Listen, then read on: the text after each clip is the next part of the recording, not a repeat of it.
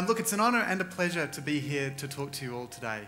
My background is in this wonderful area called innovation theory. Now, to really start off around that, really, I want to take you first on a journey from the last 200 years, ever since the Industrial Revolution, and then ask the question, what might the future look like? And there was a Russian economist, a guy called Kondratiev.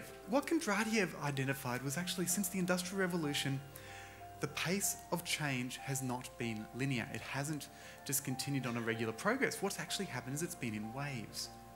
So for example, and these waves, you can see them right there. It started off with milling and water power, moved on to railways, moved on to electrification, then on to mass production, and then the information and communications technology wave that we've actually just been witnessing. And indeed, I guess the very heart of what we're looking at is at the very heart a bold prediction, and prediction is a very dangerous game, but it's a bold prediction that perhaps we might be actually witnessing something you only ever see every 30 or 35 years, which is the transition from one wave of innovation to another. And the interesting reason why transitions are important, because one, yes, there is a lot of disruption, a lot of angst, but also a huge amount of opportunity. And it's the investments you make in technology and people and society during that transition point that actually puts you in good stead for the next 30 or 35 or 40 years. But the central prediction that we've been looking at is that actually the sixth wave, in the same way the fifth wave of innovation was all based on ICT and in fact around transaction cost, the next wave might actually be about resource efficiency.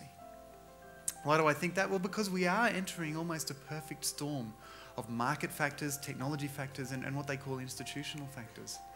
For the market side, we're actually seeing a world where, scarcity is starting to increase. You can look at petroleum. We've actually doubled our spend on petroleum exploration between 2008 and 2011, doubled on a global stage. But in fact, the rate of actual finding new resources has halved. The second piece of that sort of perfect storm is we're also starting to see us wonder how the value of these things that previously didn't have a value before. What is the value of a tree? Right? How do you value a tree?